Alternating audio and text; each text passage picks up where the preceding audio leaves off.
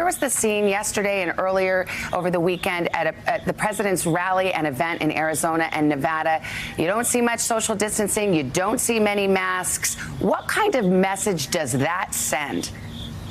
Look, President Trump believes that people can make their own decisions. We've put out guidance for how people should follow. Most of the president's events have been outdoors. We wanted one of the events in Nevada to be indoors, but the governor, everywhere we went, threatened to pull liquor licenses from people who would give us the venue, so we were forced to go indoors with that event. That's Jared Kushner talking to Savannah Guthrie on the Today Show just a few minutes ago. Again, his quote about those events that we're talking about today. President Trump believes people can make their own decisions. While he said to Bob Woodward, for example, Bob, it's so easily transmissible, you wouldn't believe it. He called it the plague. He said it's a killer. He said it rips you apart. Joe, I'll give you one other quote, and there's a lot in there from that interview with Jared Kushner. The president was very forthcoming with the American people about what he knew and when he knew it. Jared Kushner said that despite all the tapes we played that were laid out by Savannah in that interview, and he still, after hearing that and knowing that the American public knows exactly the way the president felt and how his private statements to Woodward contradicted what he was saying publicly, still believes the president was, quote, very forthcoming with the American people. Yeah, I just wrote down, I had seen a quick bite from the interview where Jared Kushner said that Donald Trump was straightforward. And just a couple notes here. Donald Trump had said privately, I think February the 7th, that it was a deadly disease, that it was a killer, that it killed people. A month later, he was calling it a Democratic hoax. He said that it was a plague on April the 13th. Also talked about how this didn't just kill old people, that this was really bad. It hurt younger people, too. This was the same time when he was calling it a plague, and after he admitted that it hurt younger people, that he was going crazy trying to get people to put their kids back in school, not in the fall, in the spring, and to open up businesses by Easter. There would be a At big the same time, he was privately calling it a plague. One other thing, though, that's very instructive about Jared Kushner, in the Bob Woodward book, Jared Kushner basically says to Woodward, hey, listen, all right, so he lies. Here's the deal. Here's how it works here.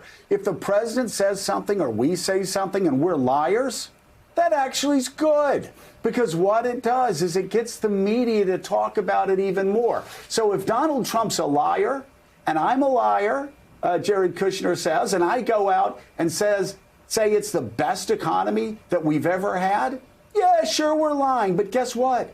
The media will talk about it, and our opponents will talk about it, and that will be good for us. I'm sorry. I'm sorry. I could think of some historical parallels of people who spoke this way. But because it's early in the morning, and I would rather have a calm, comfortable day, I won't draw those historical comparisons, but it suggests that Americans that are watching this show read some history and draw whatever parallels you want to draw yourself. But no, Jared Kushner said, okay, the more we lie, the more we tell deliberate untruths, the more controversy we cause, and the more people are talking about Donald Trump, and the more they're talking about the things we want them to talk about. So that is who you just saw on television. That is who's helping to run the White House, and that is the philosophy that he has gained from his father-in-law, who continues to lie about everything because he knows it numbs people, causes a controversy, and he considers that good for him. And Jared Kushner's the same guy who said in April that this is a great success story, talking about the federal government and President Trump's response to coronavirus. He said the economy will be rocking and rolling again by June. Yes. He went back to that line this morning with Savannah. He said, we rose to the challenge as a federal government.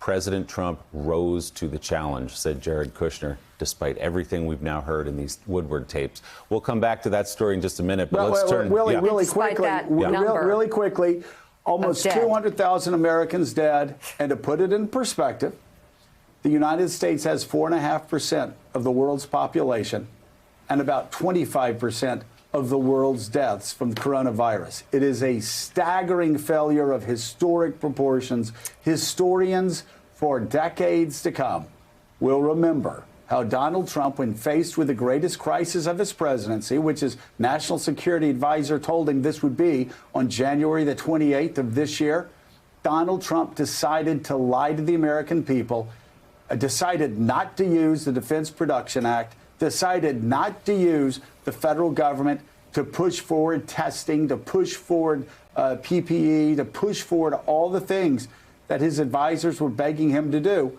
And as a result, we have 200,000 people dead, and historians will have to sort out how many of those lives could have been saved if Donald Trump had decided from the start to tell the truth to the American people instead of continually lie.